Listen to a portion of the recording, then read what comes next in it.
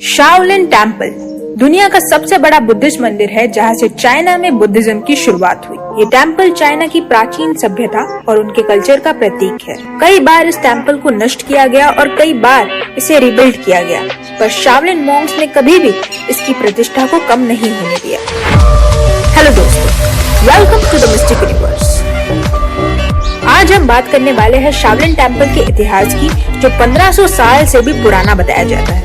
Shaolin temple को सबसे पहले नॉर्थ वेई डायनेस्टी के राजा सम्राट जियाओ वेन ने चाइना के पवित्र पहाड़ों में से एक माउंट सोंग में बनवाया था। ये बात तो आज के समय में सभी जान चुके हैं कि चाइना में चान बुद्धिज्म और कुंफू की शुरुआत बोधि धर्मा ने की। पर क्या आप जानते हैं कि बोधि धर्मा से भी पहले एक और इंडियन मॉन्क थे जो शाओलिन टेम्पल में बुद्धिज्म के प्रचार प्रसार के लिए आए थे। इनका नाम था बुद्धभद्रा, जिन्हें चाइना में बातुओ नाम से जाना जाता था। 495 AD में जब बातुओ शाओलिन टेम्पल पहुंचे तो उन्होंने वहां के मॉन्क्स को बुद्धिज्म के बारे में और भी ज्यादा विस्तार से समझाया। उनके बाद उनके दो शिष्य शेंगचाओ और हुई जुआंग ने उनकी शिक्षा को जारी रखा। बातुओ के बाद 527 AD में जब बोधि धर्मा शाओलिन टेम्पल पहुंचे तो वहां के भिक्षुओं ने उन्हें शरण नहीं दी, जिसके बाद वो टेम्पल के पास ही स्थित एक गुफा में चले गए। उस गुफा में बोधि धर्मा ने दीवार की ओर मुंह करके 9 साल तक ध्यान किया। एक भिक्षु ने जब उन्हें एक दिन पूछा कि आप हमारी ओर मुंह करके ध्यान क्यों नहीं करते, तो बोधि धर्मा ने कहा कि मेरी आंखों में पढ़ने योग्य जो भी होगा उसे ही मैं देखूंगा और उसी को मैं परम ज्ञान दूंगा।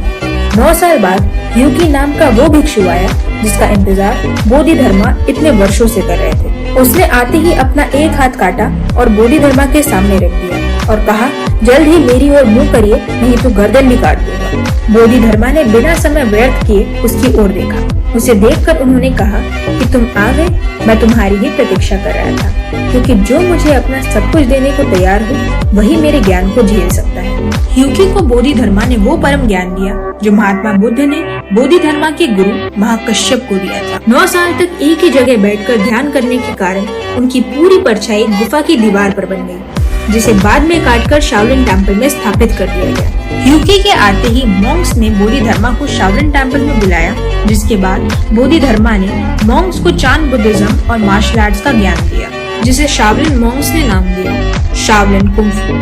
बोधि धर्मा की मृत्यु के बाद सुई डायनेस्टी की शुरुआत हुई। सुई डायनेस्टी के सम्राट वेन खुद भी एक बुद्धिस्ट थे, इसलिए उन्होंने शाओलिन टेम्पल को 1000 एकड़ की जमीन गिफ्ट की। जब 626 AD में तांग डायनेस्टी की शुरुआत हुई तो 13 शाओलिन वॉरियर मॉन्क्स ने सम्राट ताइजोंग की वोंग शिचोंग नाम के शासक से युद्ध जीतने में मदद की। युद्ध जीतने के बाद सम्राट ताइजोंग ने शाओलिन टेम्पल के अंदर उपहार के तौर पर कई सारी मोनेस्ट्रीज बनाई। तांग और सोंग डायनेस्टीज के राजकाल में शाओलिन टेम्पल सबसे ज्यादा समृद्ध और प्रतिष्ठित था। 12th सेंचुरी में युआन डायनेस्टी की शुरुआत हुई। उस समय जुएतिंग फुयू शाओलिन टेम्पल के महागुरु थे। उन्होंने शाओलिन टेम्पल में बेल टावर और ड्रम टावर का निर्माण कराया था। उनके महाज्ञान के कारण उन्हें ड्यूक ऑफ जिन और डिवाइन बुद्धिस्ट मॉन्क के नाम से सम्मानित किया गया था। शाओलिन मास्टर्स ने शाओलिन कुंफू 12th सेंचुरी